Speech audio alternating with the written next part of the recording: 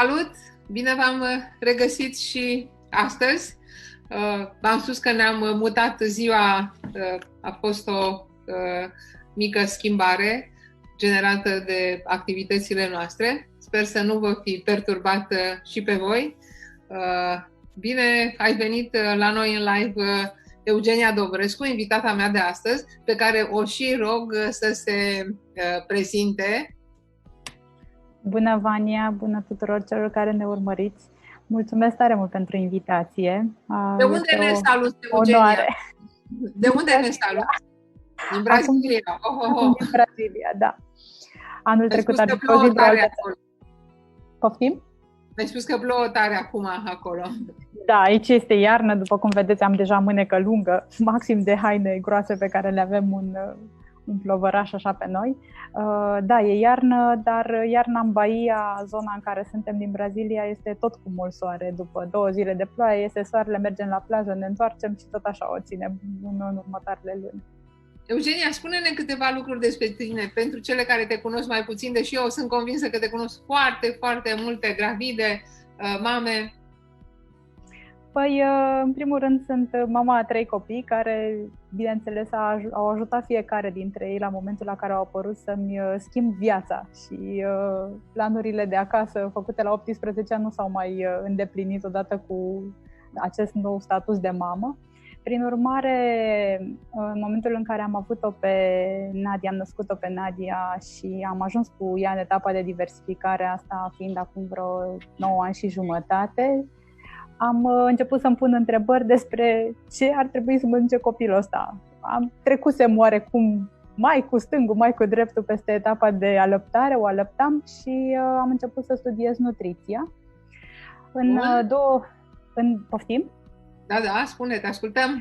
Și de acolo a început interesul, s-a deschis așa apetitul pentru a afla cât mai multe despre ce înseamnă o hrană sănătoasă, ce înseamnă diversificare, alimentația copilului mic, după aceea alimentația adultului, însă rămânând așa cu o dragoste pentru zona de copii, prenatală și postnatală și primii 5 ani, să zic, din viața copilului. Eugenia, background-ul tău educațional care este?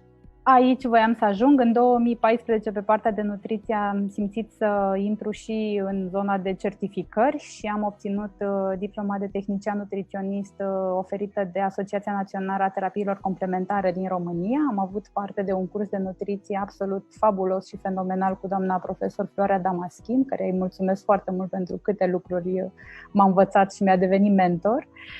De atunci, ulterior, am obținut și certificarea în lactație și în alăptare internațională IBCLC în 2015, iar în 2018, cred că da, mă scuzați, neuronul meu în perioada alăptării funcționează mai lent, mi-am obținut și certificarea ca și consultant nutriționist în dietă bazată pe plante.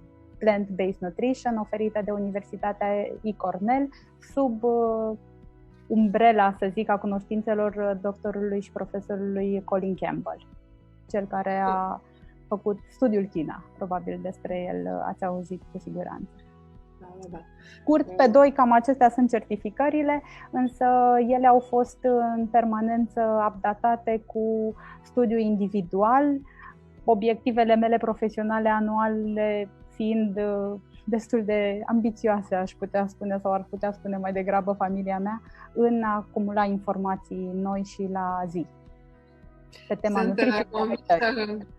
Sunt convinsă că tot ceea ce o să discutăm astăzi o să aibă foarte multă valoare, pentru că eu în prezentarea pe care ți-am făcut-o am adăugat și faptul că ai deja experiența diversificării la 2 copii și acum ești și experimentezi, sau hai să zicem în ghilimele, mai experimentezi și pe al 3-lea copil.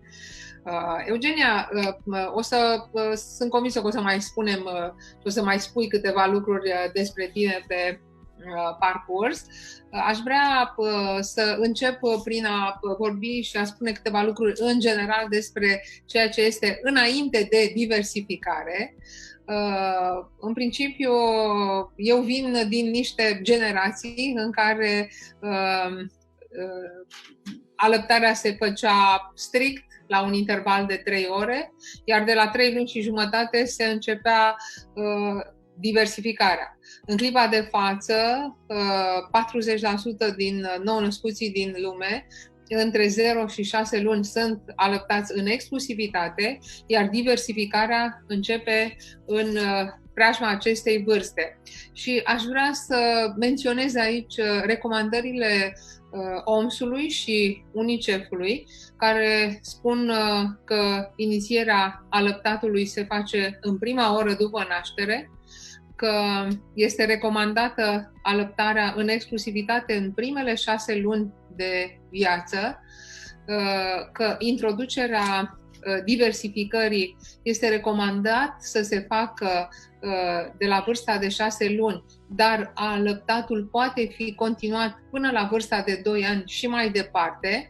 De la vârsta de 6 luni, laptele de mamă nu mai poate face față nevoilor complexe care să asigure creșterea optimă a copilului mic și se trece la diversificare. Sigur că eu am pregătite mai multe întrebări, Eugenia, pentru tine, dar raportându-mă la aceste 4 recomandări ale OMS-ului, punctual aș vrea să îți exprimi un punct de vedere, pentru că ele reprezintă practic momentul sau momentele dinaintea începerii diversificării.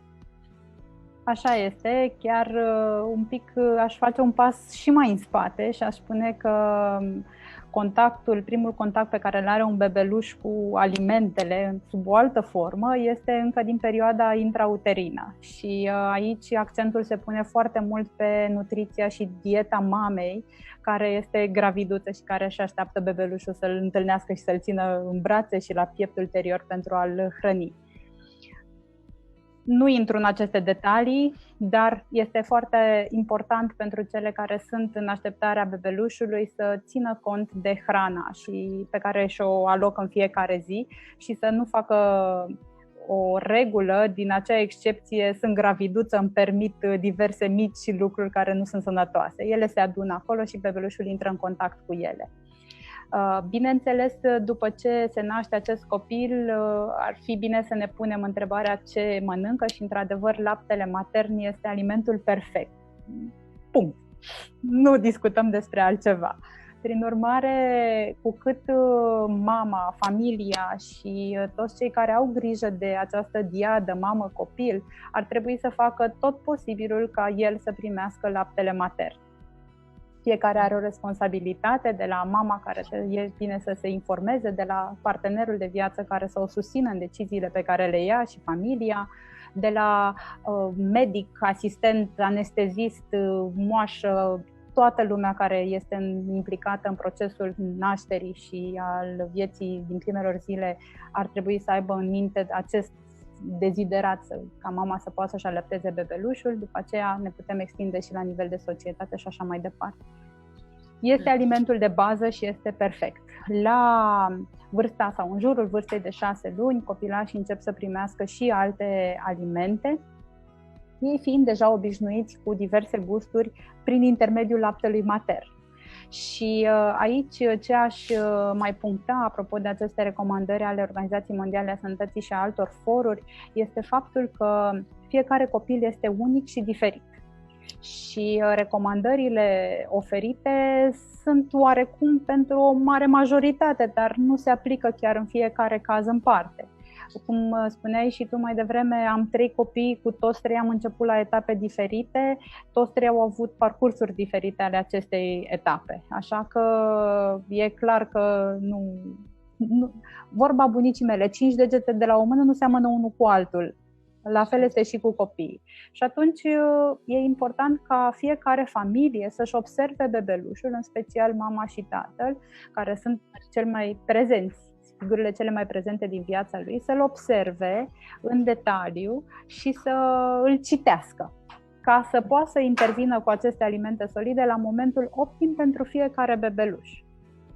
După aceea, urmând o etapă de ajustare.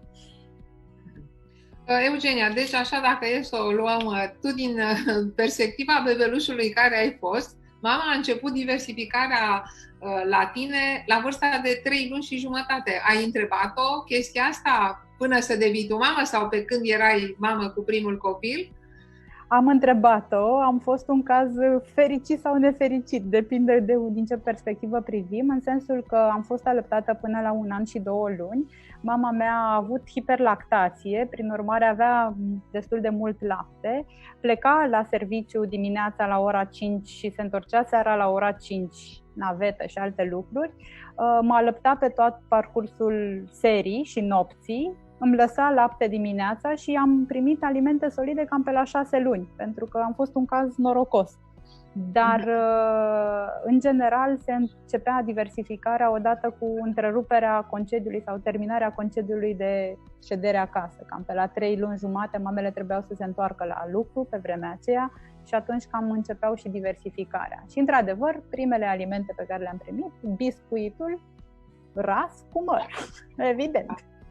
Bine, la vremea aceea se considera că până la această vârstă laptele de mamă poate să îndeplinească toate calitățile și să asigure hrana bebelușului, dar atenție, pentru că multe lucruri ulterior s-au descoperit și au fost și dovedite.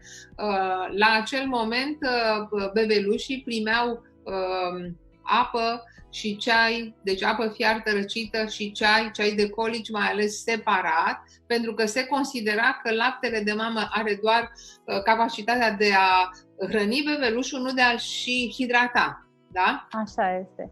Acum, sigur că...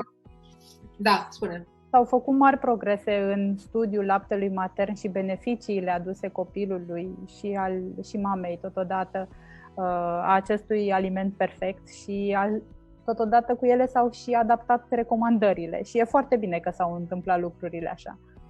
De fapt, pe aceste două aspecte se bazează motivația alăptării în exclusivitate până la vârsta de 6 luni, fără să fie nevoie să îi dăm separat bebelușului apă, ceai sau orice alte, lichide.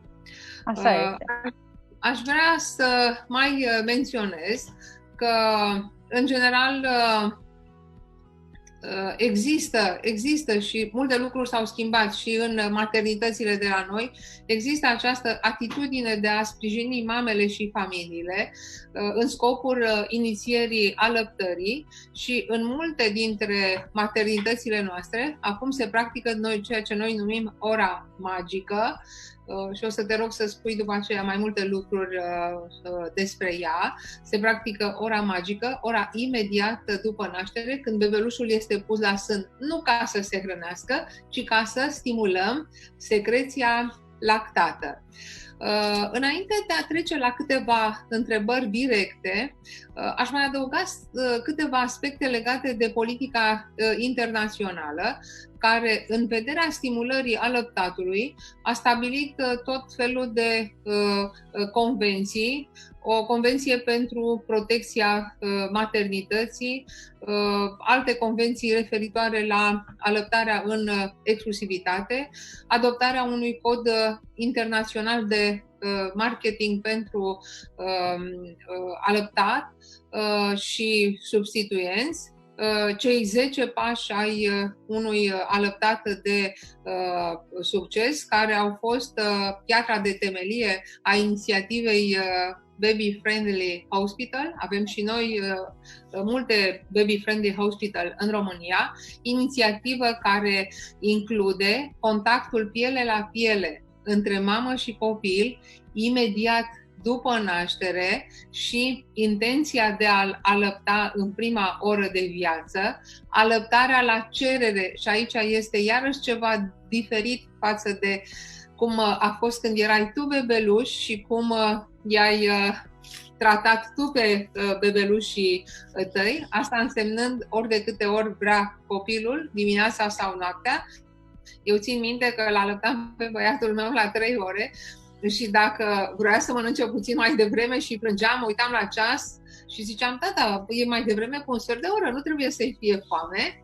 Rooming-in-ul, care a adus o foarte mare revoluție în sensul în care a permis bebelușilor să stea alături de mame împreună 24 de ore din 24 și deci această atitudine de a nu da băuturi suplimentare bebelușului, pentru că știm acum că laptele are și această funcție de hidratare. Deci sunt cele câteva aspecte legate de Baby Friendly Hospital, inițiativ pe care, dragele mele graviduțe și mămici, e bine să le știți și să le și cereți, pentru că ele trebuie să se întâmple în maternitățile noastre, fie că sunt, fie că nu sunt Baby Friendly Hospital. Noi avem datoria să le facem și nu să așteptăm doar să se implementeze niște politici și după aceea copiii noștri să beneficieze de aceste lucruri atât de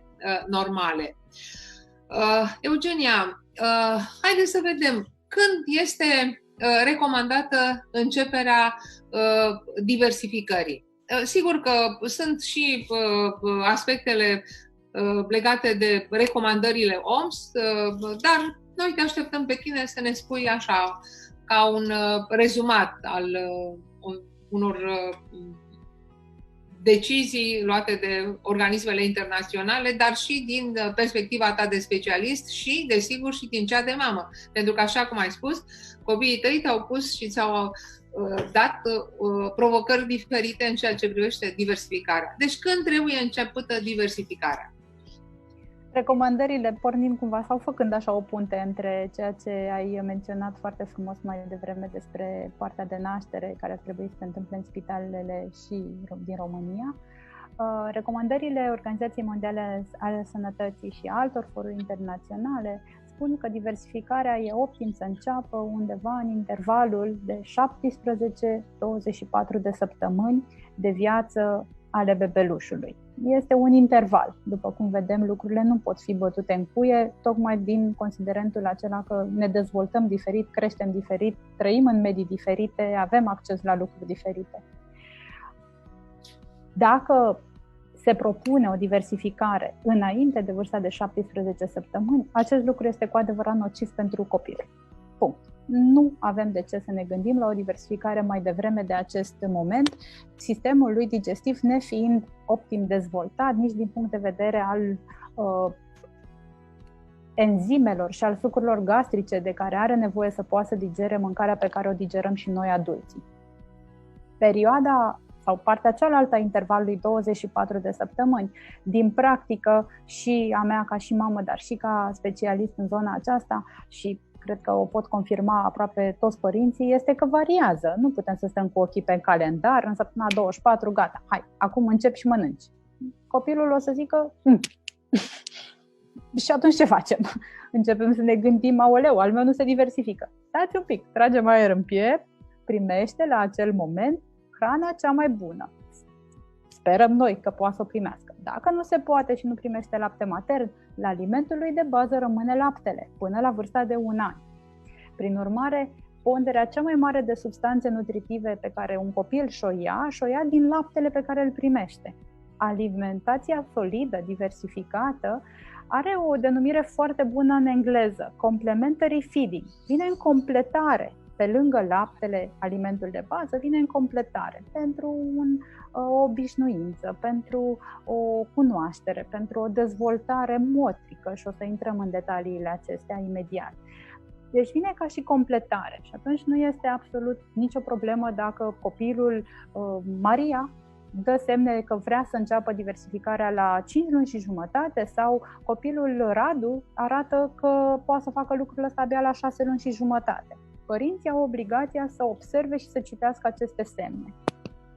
Pentru că fiecare copil le arată la momentul la care el este pregătit. Și vă dau un exemplu din viața actuală cu al 3-lea copil.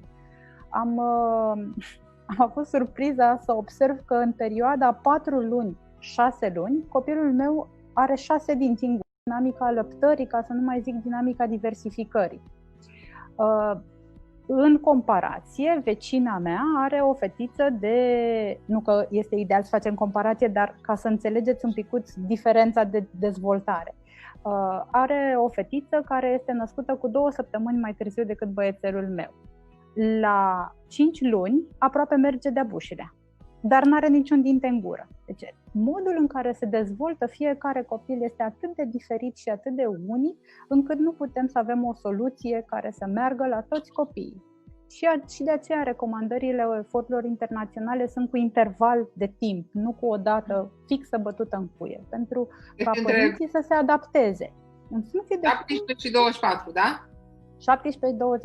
17-24, da, 17-24. Eugenia, da. În primul rând, câte luni are băiețelul tău acum? Suntem în data de 29 iunie, are 8 luni și jumătate. Ok. Și acum aș vrea să te întreb... și 8 dinți, deja. Care sunt variantele de începere a diversificării? Tu ai menționat mai devreme foarte frumos că pentru tine mama, când a început diversificarea, a început-o cu măr ras, cu biscuite ras, în sfârșit cu legume pasate, cu supe. Știu că în perioada asta, nu știu, în ultimii 2 ani ai stat o perioadă și în Spania, acum ești în Brazilia. Care sunt variantele diversificării, de începerea diversificării, pentru că cu certitudine ele depind și de locul în care noi ne aflăm, ne ducem viața de zi cu zi. Hai să o luăm așa, în ce ordine vrei tu, numai să ne faci un tablou, pentru că de foarte multe ori aici mămicile primesc tot felul de sfaturi de la nutriționiști, de la medici, cu începerea diversificării, cu tot felul de fructe sau legume exotice, dacă e bine, dacă e rău.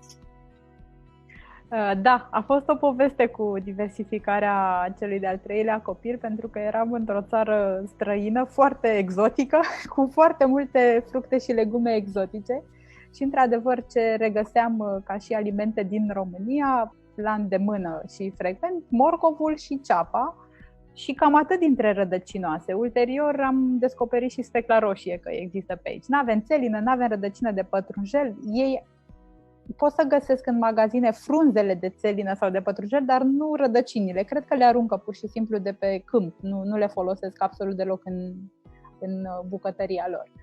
Prin urmare am avut o tentativă să încep cu morcov, că așa știam și eu. Dacă noi am trăit în România, am trăit în Europa, suntem obișnuiți cu el, nicio șansă. L-a refuzat complet timp de 3 zile. După care cu ce să începem? Eram în plin sezon acum 2 luni de avocado. Zic că încep cu avocado, că este cel mai bun aliment la care pot să apelez în secunda asta aici. Și a fost un succes și este un succes. Este unul dintre alimentele lui preferate. Este un fruct foarte bogat în grăsimi, foarte bun. Aici crește în curte, așa că nu mă mai gândesc că este exotic. Și poate să-i ofere foarte multe lucruri bune. A fost o provocare la zona de legume și este în continuare, pentru că găsim cu greu legume din surse bune și din surse sănătoase, dar ne-am adaptat. Combinăm foarte mult avocado și pulpa de nucă de cocos, celălalt aliment așa foarte des întâlnit în dieta noastră a întregii familii. De fapt, sunt nucile verzi de cocos. Bem apa sau o folosim la diverse preparate și mâncăm pulpa aceea care încă nu este foarte dură cum o cumpărăm noi în magazinele din România și este la fel foarte nutritivă și excelentă.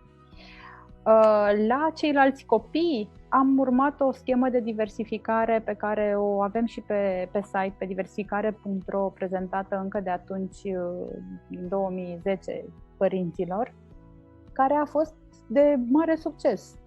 A mers foarte bine. Începem cu rădăcinoasele, creștem treptat cantitatea, începem cu câte unul pe rând ca să verificăm toleranța copilului la acel aliment. Paranteza aici, sursele, în momentul ăsta, diferența pe care o pot observa în acești 10 ani care au trecut de la primul copil până la al 3-lea, este importanța surselor de proveniență a alimentelor. Întâlnesc în practică foarte mulți copii și părinți care îmi spun că copilul nu poate să mănânce morcov că se umple de bubițe la guriță. Morcovul nu este un aliment cu potențial alergen, se știe lucrul acesta. Însă solul în care este cultivat, modul în care este cultivat sau crescut, cu poate îngrășăminte chimice, cu pesticide, cu insecticide, cu cine știe ce, îl face pe acel copil care are o greutate mică să reacționeze la acel morcov. Prin urmare, atenție foarte mare tuturor părinților la sursele de proveniență a alimentelor în etapa de diversificare și nu numai. Din perspectiva mea, și în viața noastră contează sursele de unde ne procurăm alimentele. Mai mult că nu mai avem posibilitatea să ne cultivăm noi, cei mai mulți dintre noi, trăind în mediul urban. Și atunci ne adaptăm și lucrurile se schimbă. Chiar îi spuneam soțului meu că vrând nevrând, acum cu al treilea copil mi-e greu să aplic acea schemă de diversificare, pentru că nu am acces la aceleași lucruri la care aveam când eram în România. Eugenia, dar totuși sunt convinsă că ai prietene pe acolo, mămici, prin preaj, mi-ai spus că ai și o vecină. Ei cum încep diversificarea în Brazilia?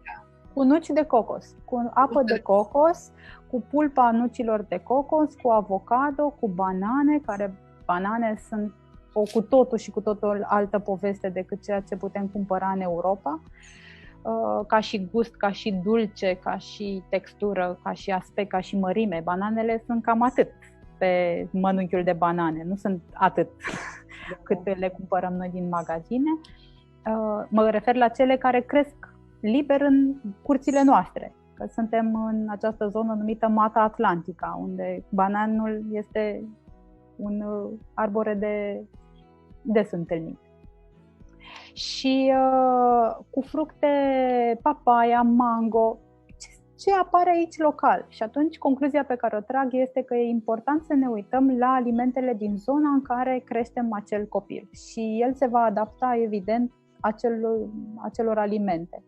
Evident că nu cred că consider că nu este asta un impediment. Dacă acum avem posibilitatea să călătorim, în fine, nu chiar în lunile astea, dar în general, în anii ăștia, avem posibilitatea să ne mutăm dintr-o țară în alta, copiii nu se adaptează. Cu cât alimentația solidă este mai diversificată și copilul primește în fiecare zi alte alimente, nu chiar în fiecare zi, dar la un interval de 2-3 zile, alte alimente, alte gusturi, cu condimente, cu plante aromatice, cu texturi diferite, cu atât se poate adapta oricărui mediu mult mai ușor. Aha. Eugenia, cum i-a fost în Spania? Sunt convinsă că, măcar din perspectiva ta de profesionistă, te-a interesat, uite, și pe mine m-ar interesa cam așa când mă duc acolo, aspecte legate de naștere, de naștere acasă și așa mai departe. Deci, cum încep în Spania diversificarea? E ceva diferit de Brazilia, de România sau undeva între? În Spania, diversificarea începe mai degrabă cam e la alegerea fiecărei familii. În primul rând, în Spania este un paradis al legumelor și al fructelor. Este incredibil. O varietate atât de mare de legume și atât de gustoase și atât de diverse, încât este păcat să nu apelezi la ele. Ca și popor, ei consumă destul de multă proteină animală, dar nu se avântă foarte tare în a o introduce imediat în dieta copilului. Și părinții, cel puțin cu care eu am interacționat în anul în care am locuit acolo, merg foarte mult pe zona de descoperire, de autodiversificare, dacă putem să zicem așa, a alimentelor întregii familii.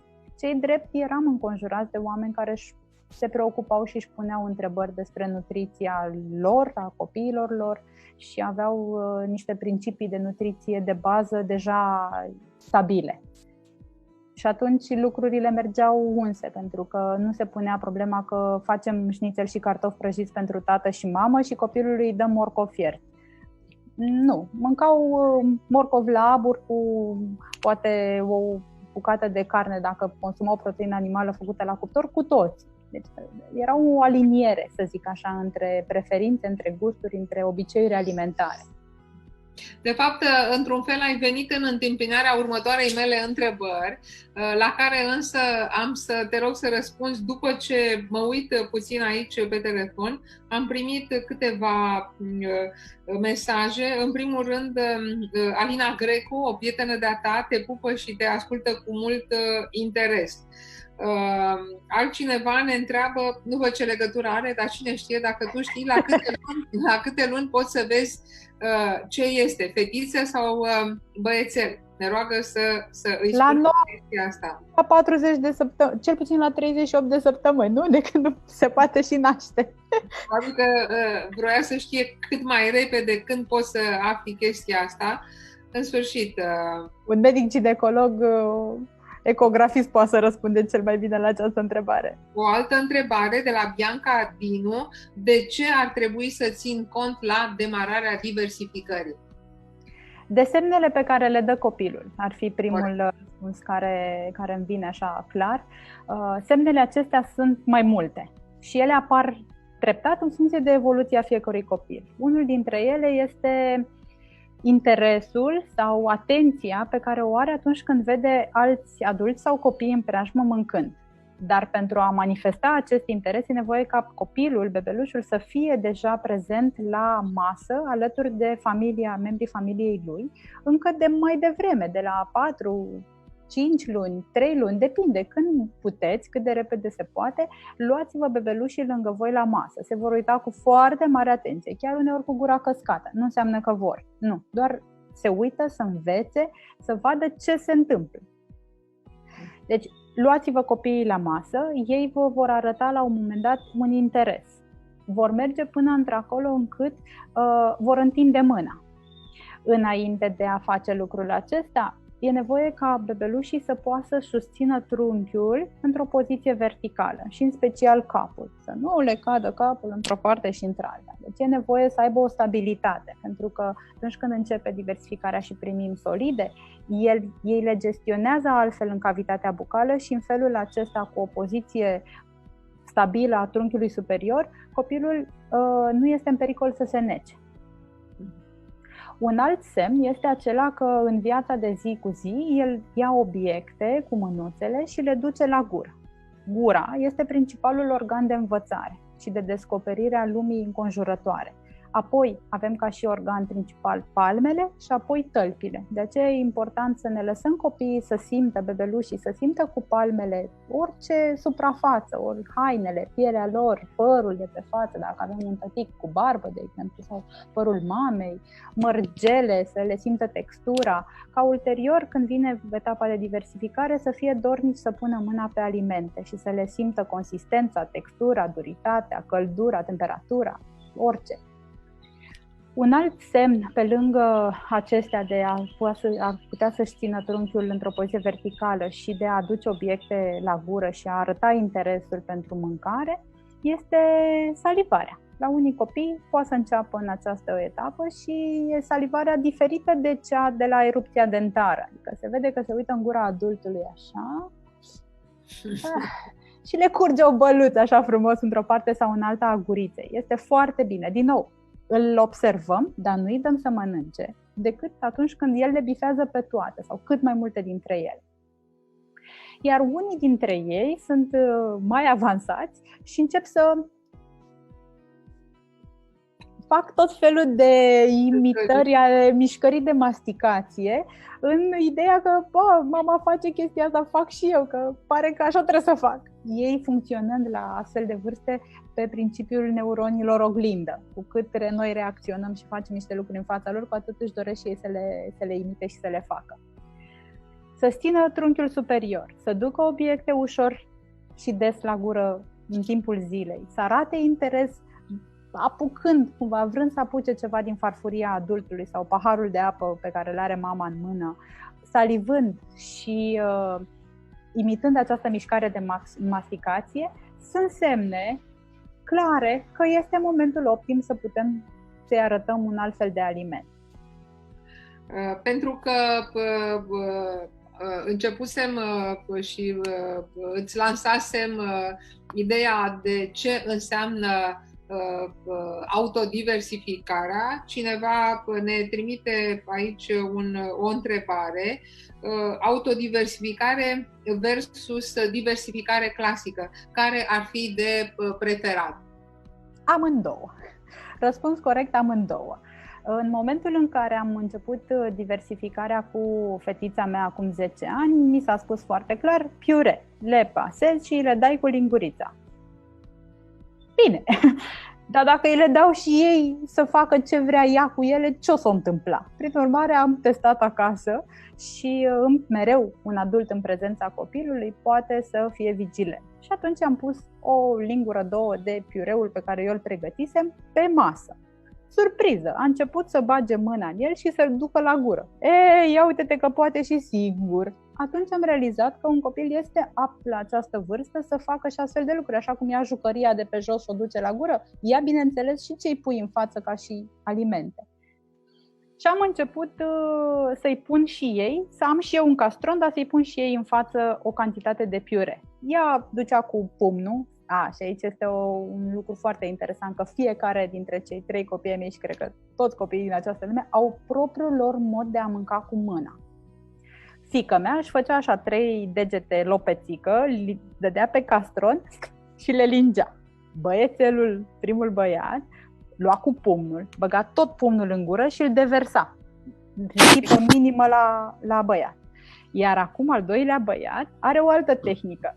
Ia cu mâna și desface aici așa degetele de sus, le ține pe astea să nu-i cadă și le desface și mănâncă de aici, din primele 3 degete. Este fabulos să-i observăm cum fiecare face lucrurile complet altfel.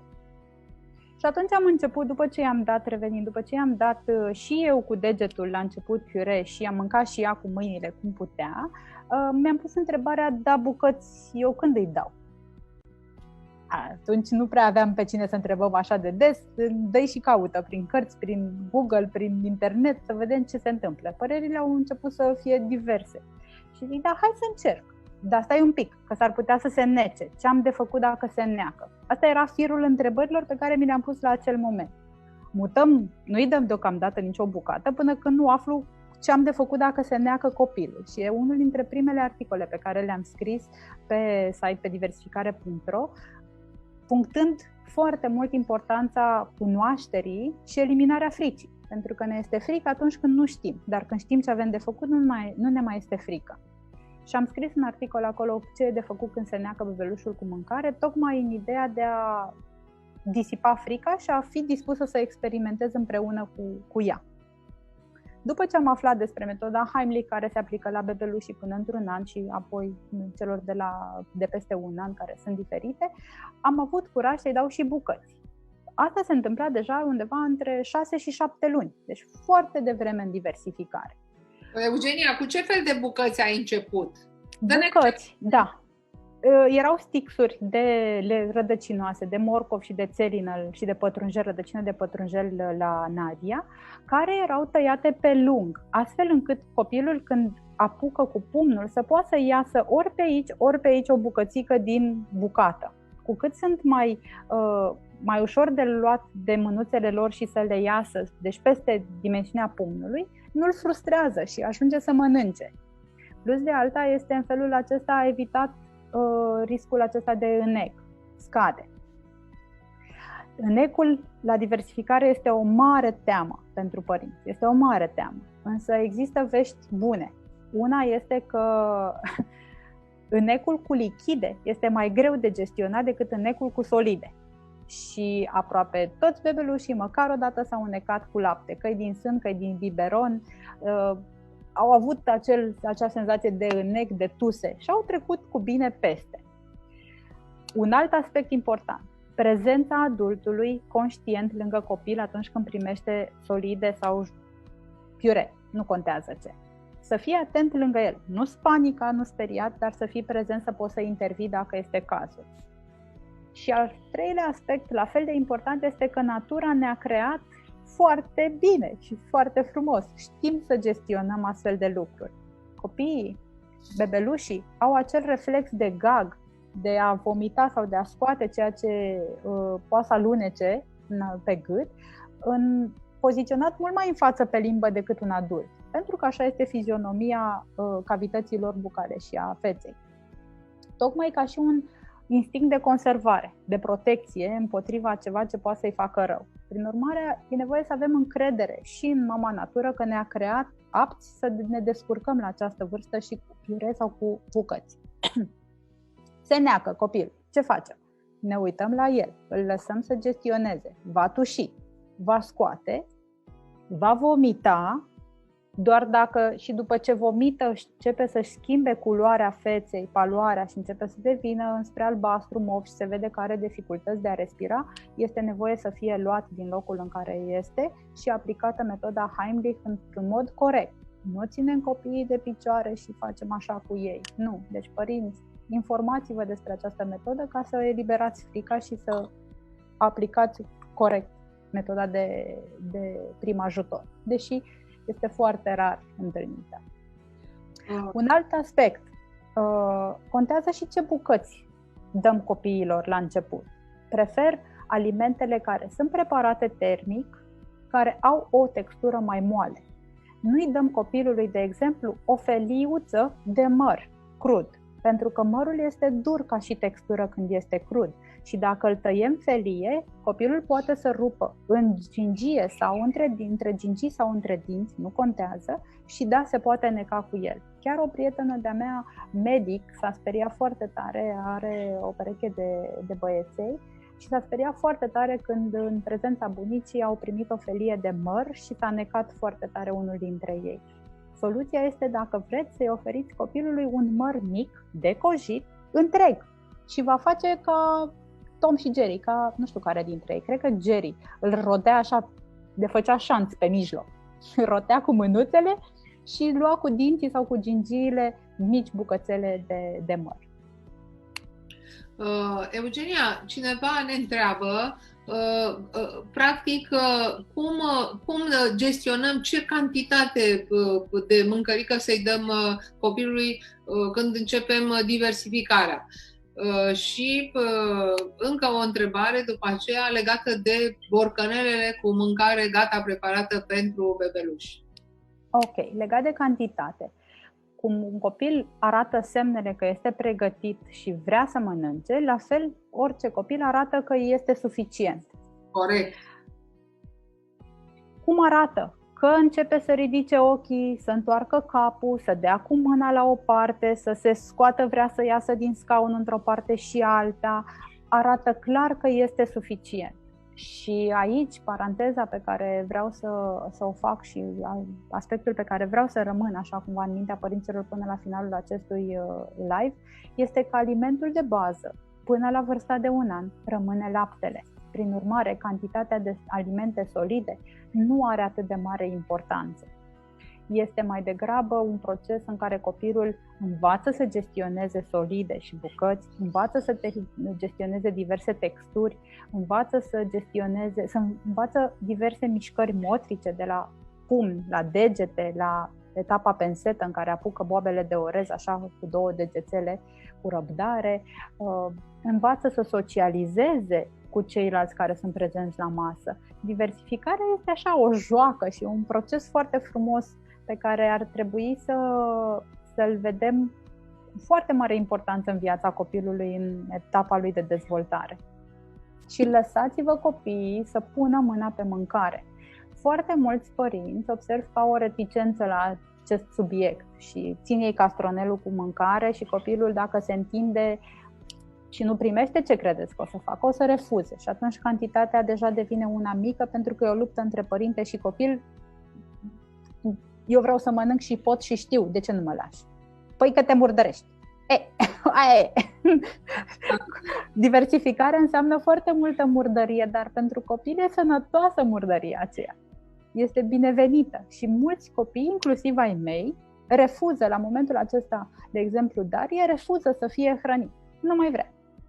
Dacă vrem noi să-i dăm, face urât de tot în scaun și atunci trebuie să-i pun în față ce i-am pregătit, că e mai lichid, că e mai solid, că e bucăți, că nu-i bucăți, nu contează, și să-și ia el singur.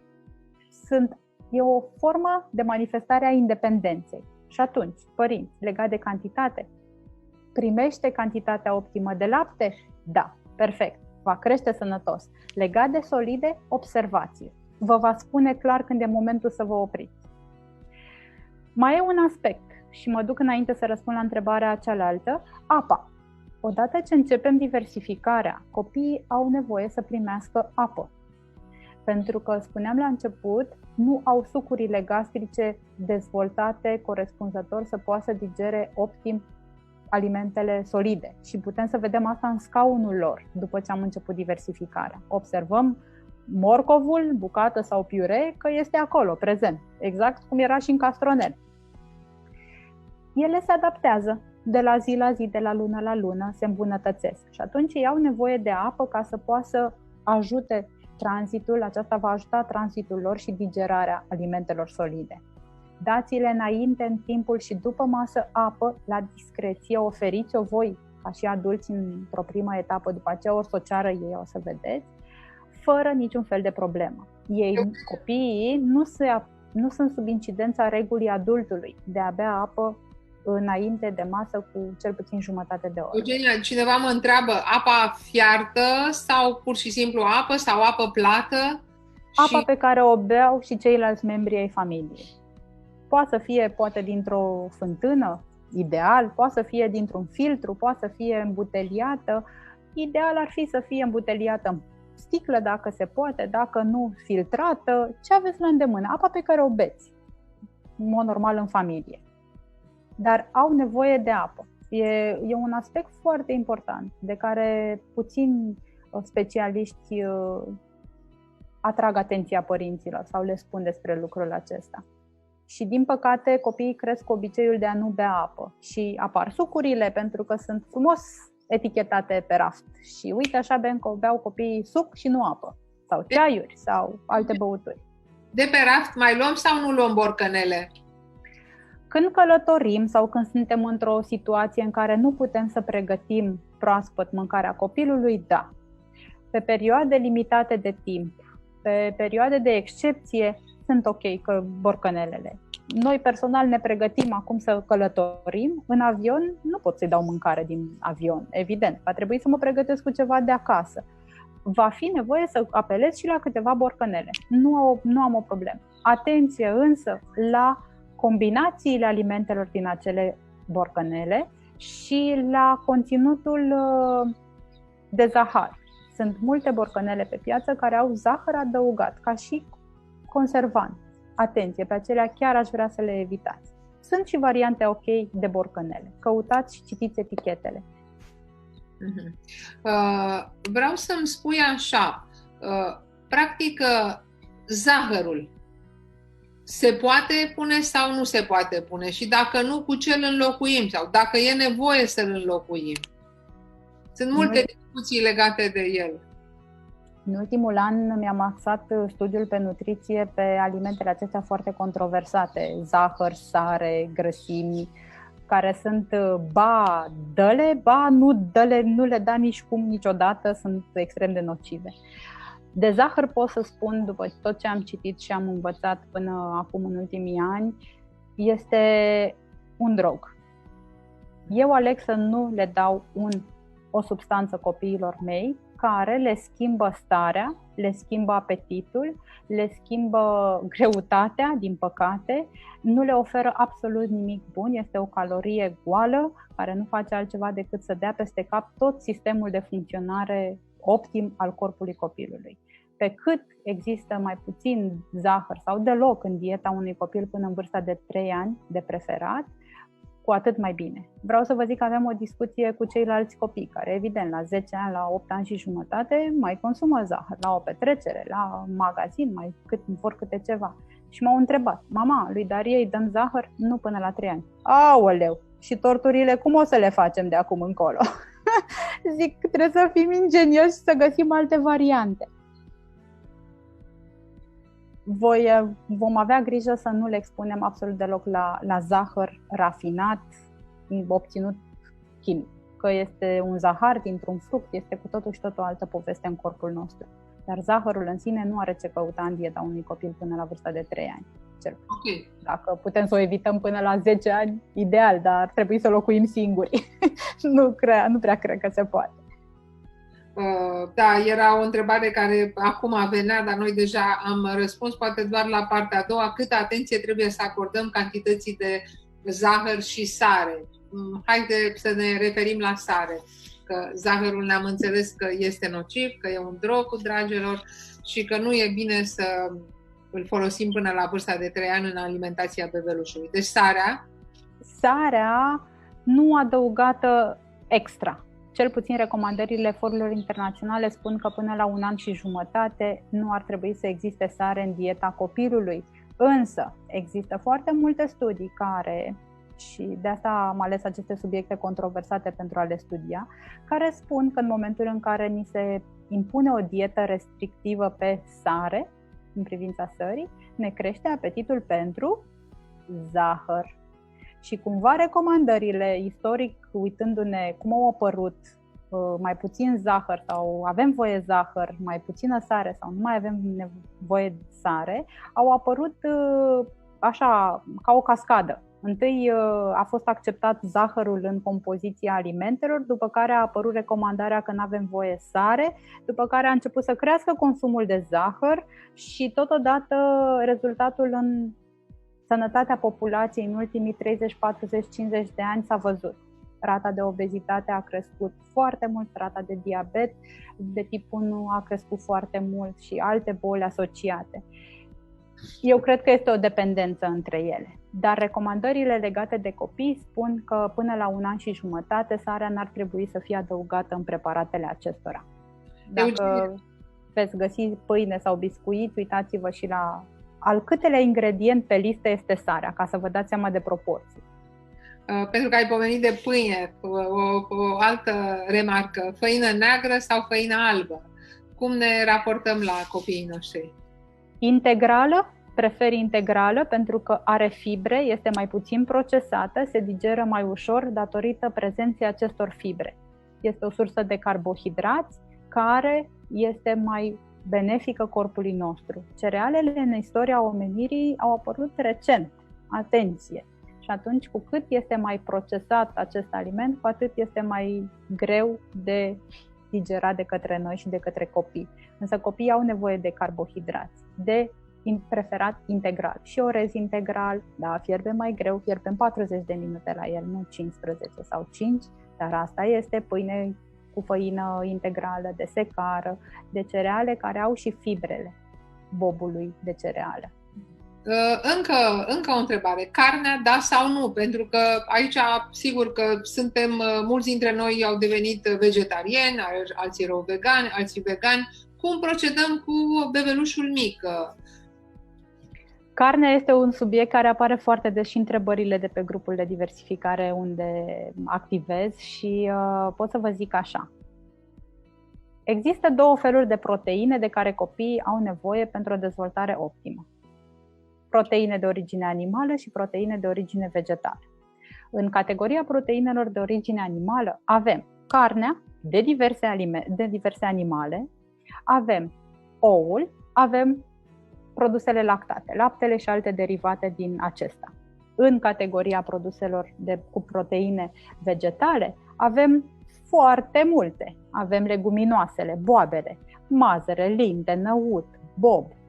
Apoi avem cerealele integrale cu procent foarte mare de proteine. Apoi avem avocado, de exemplu, avem ciuperci, avem spanac, frunze verzi, avem semințe, avem nuci, migdale, nuci de Brazilia, nuci pecan, nucile românești, semințele de cânepă, semințele de susan.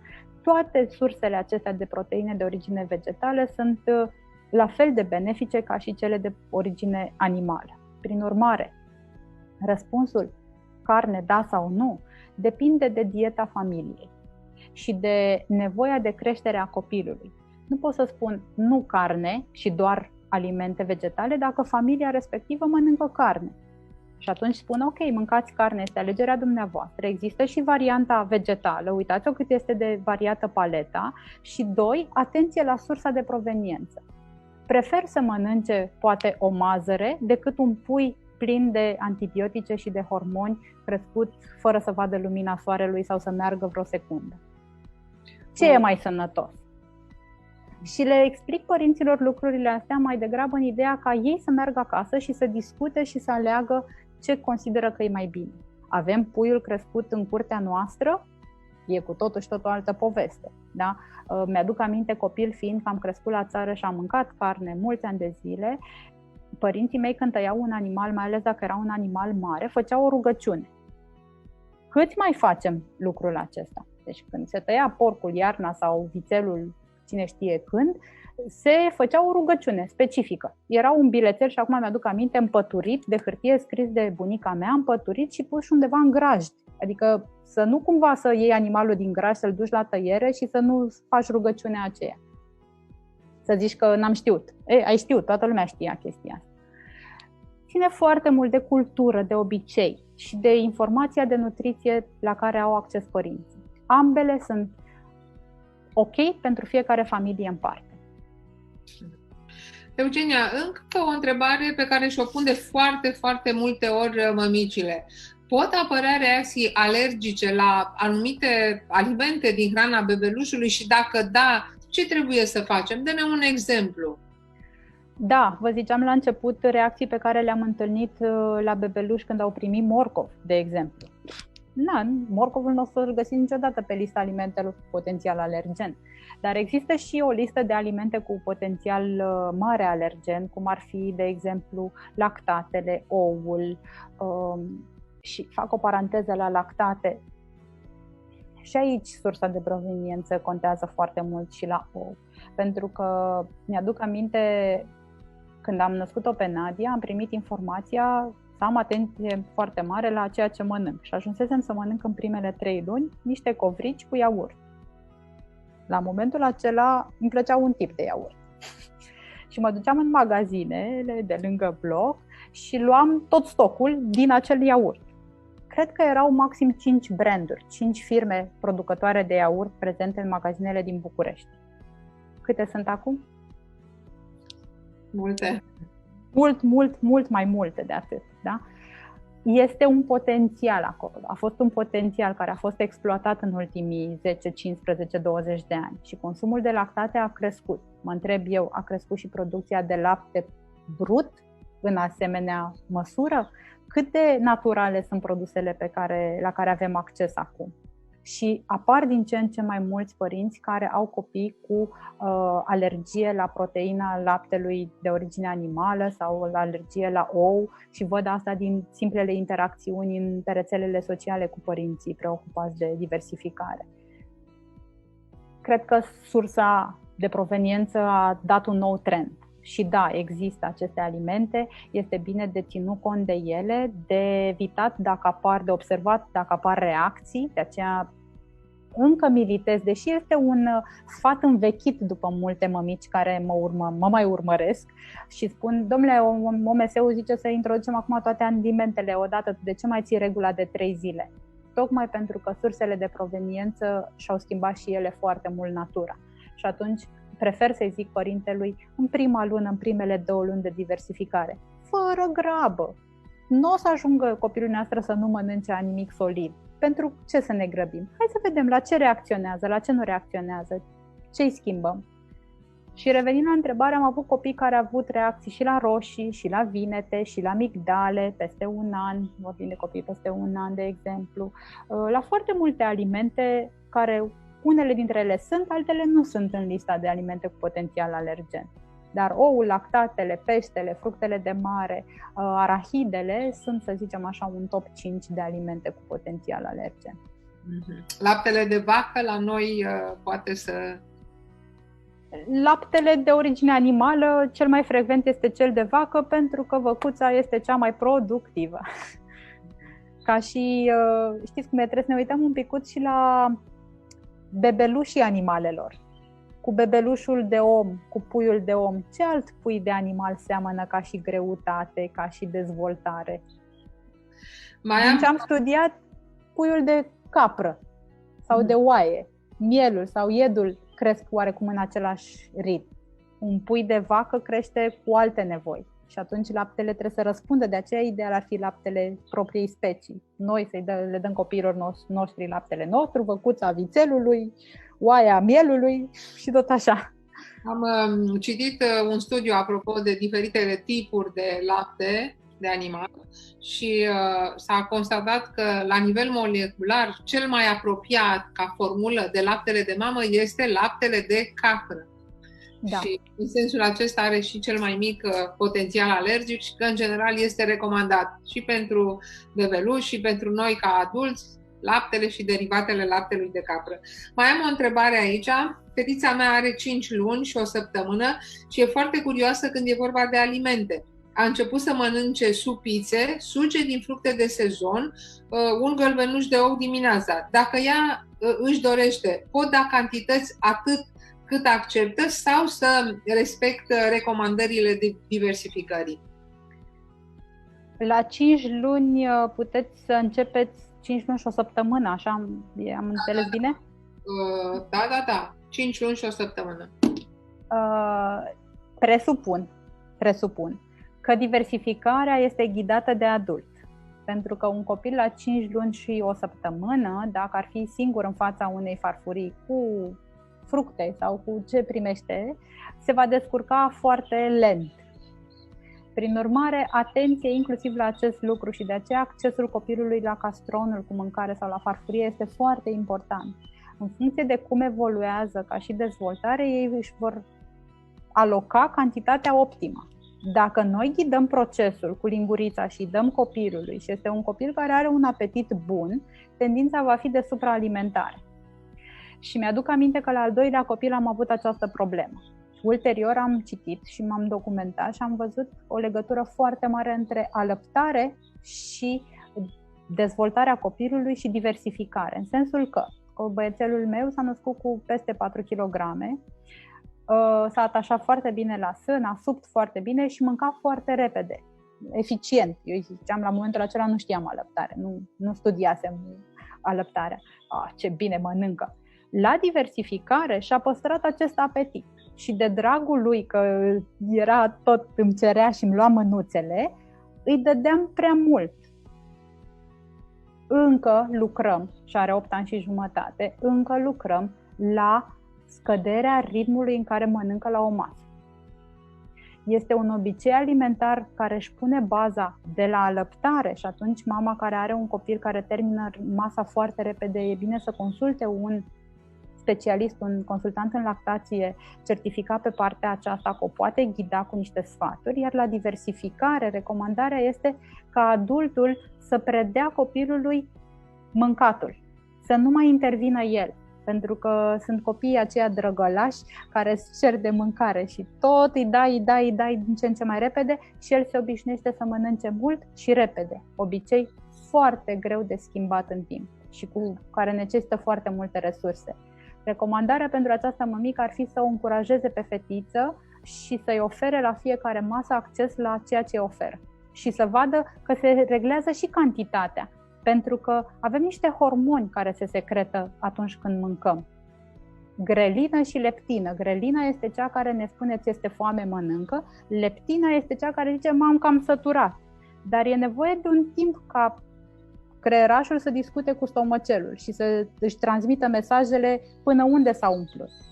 Dați-le timp și le dați timp ieșind cumva din procesul de a-i hrăni și a-i lăsa pe ei să se mănânce singuri.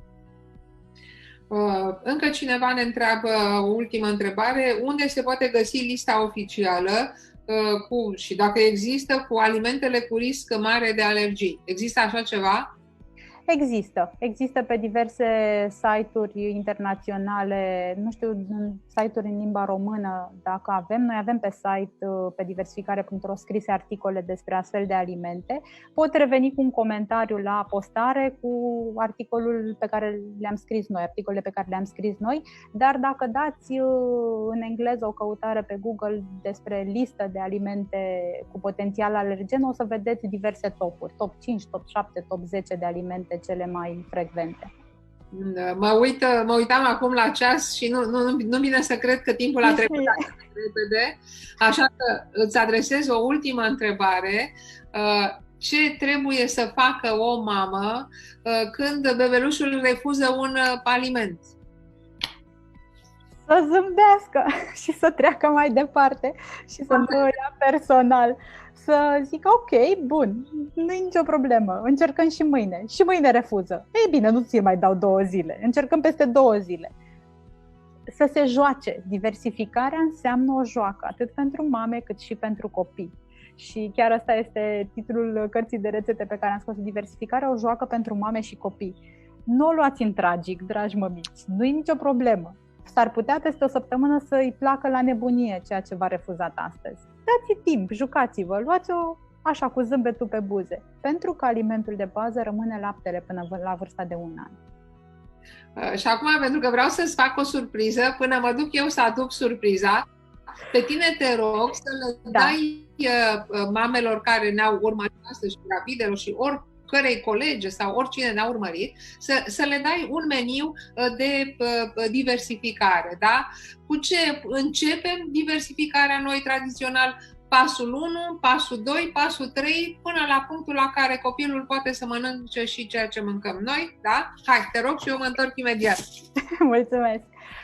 Da, păi ordinea, dacă sunt copii sănătoși, născuți la termen, fără probleme medicale și cu o evoluție în greutate și înălțime și în circumferința craniană optime, vorbim despre un început al diversificării cu legume la masa de prânz, legume introduse pe rând, treptat, unul câte unul, sub formă de piure și de bucăți, încă de la bun început, cu paranteza, să știți ce aveți de făcut când se neacă și să vă informați asupra acestui lucru. După care, masa următoare care se introduce este cea de dimineață, unde se oferă fructele, ulterior acompaniate de semințe râșnite sau nuci peste vârsta de 1 an.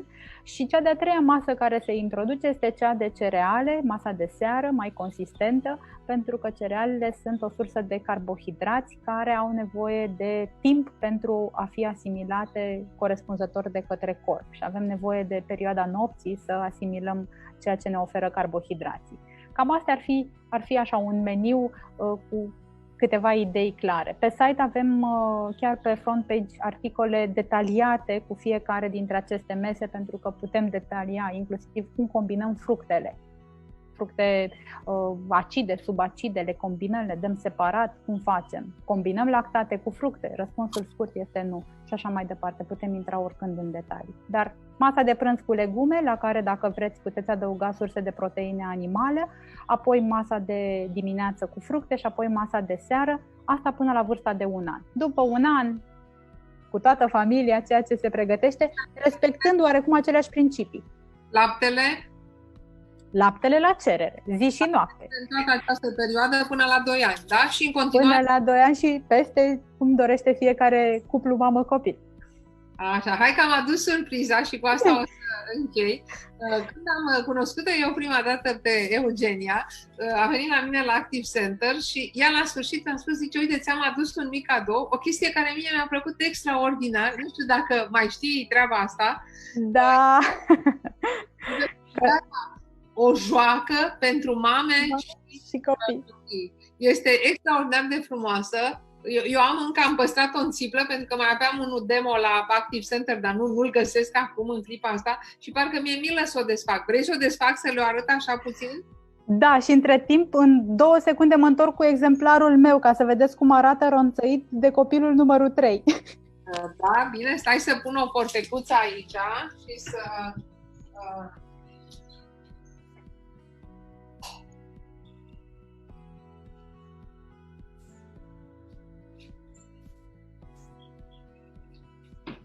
Deci, ceea ce vreau să vă spun și să vă sugerez, dragi mămici și graviduțe și toate cele care ne urmăriți, este că este foarte important ca această diversificare să se facă exact cum spune Eugenia aici, să fie o joacă pentru voi și pentru copilul vostru. Vă garantez că nu o să aveți probleme. Aveți aici, în acest evantai, ca să zic așa, da? La mine sunt desfăcute și sunt roase individual. 33 de rețete, nu? Împărțite pe categorii, adunat rețete de succes și limita inferioară de vârstă este de 6 luni. Nu știu, astea se pot lua de undeva, Eugenia? Există? Sunt rețetele pe site. Toate acestea sunt rețetele cele mai căutate și apreciate de cititorii site-ului diversificare.ro, pe care le-am ambalat așa cum le-ai prezentat și tu, cumva văzând și dorința sau lucrând și pe dorința ca această carte de rețete să fie și o carte educativă, și astfel încât copiii să vadă alimentele și să învețe denumirile și în română și în engleză ulterior, și să nu fie doar un obiect care, gata, l-am folosit în etapa diversificării și l-aruncăm. Plus de alta, în zilele toride este foarte bun avantaj. Chestia asta, de unde o cumpăr? Vreau să o am fizic, nu vreau să mă uit pe site-ul tău. De unde o cumpăr? Pe diversificare.ro se pot lansa comenzi și ele sunt livrate prin curier imediat, a doua zi, de cele mai multe ori le aveți. Eu vă recomand chestia asta, mi se pare extraordinar de valoroasă. Dacă pleci undeva la părinți, la prieteni, în vacanță, uneori poate n-ai acces la internet, nu ocupă loc, nu e o carte ca să te trebuiască să o răsfoiești, pur și simplu te uiți ce vreau, micul dejun, prânz, seară, și găsești niște variante extraordinare. Am vrut să-ți fac o surpriză. Mulțumesc tare mult, Vania, pentru această surpriză.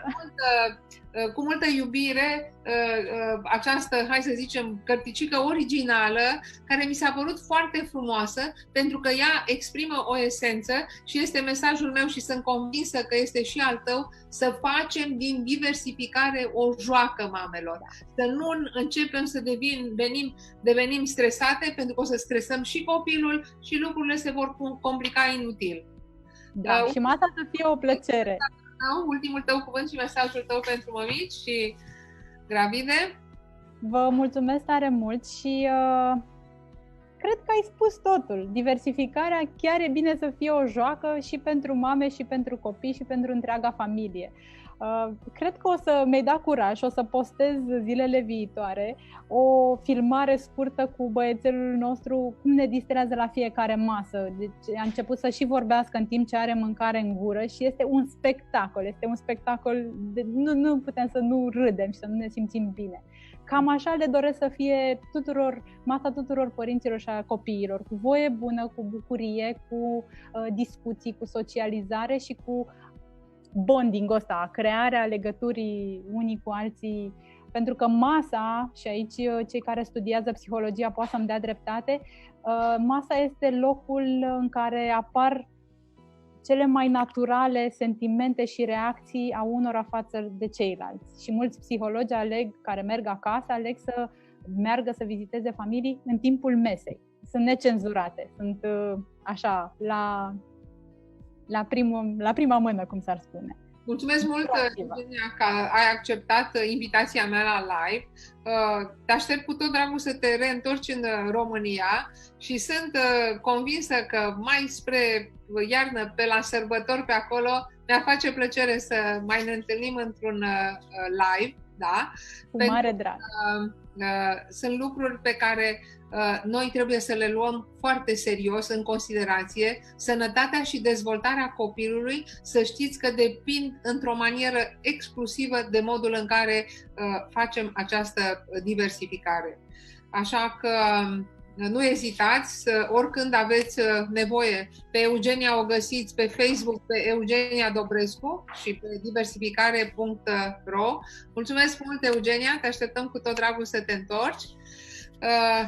Mulțumesc și eu, Vania, foarte mult pentru invitație. Este un subiect care mi încălzește sufletul oriunde aș fi și oricând v-ați dori și vă place și vreți să vorbeți despre subiectul nutriției copilului, răspunsul este da.